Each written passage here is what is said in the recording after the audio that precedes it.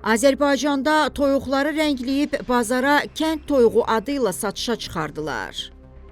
Xırdalanda qanunsuz və antisanitar şəraitdə fəaliyyət göstərən quş kəsimi sexinin fəaliyyəti məhdudlaşdırılıb.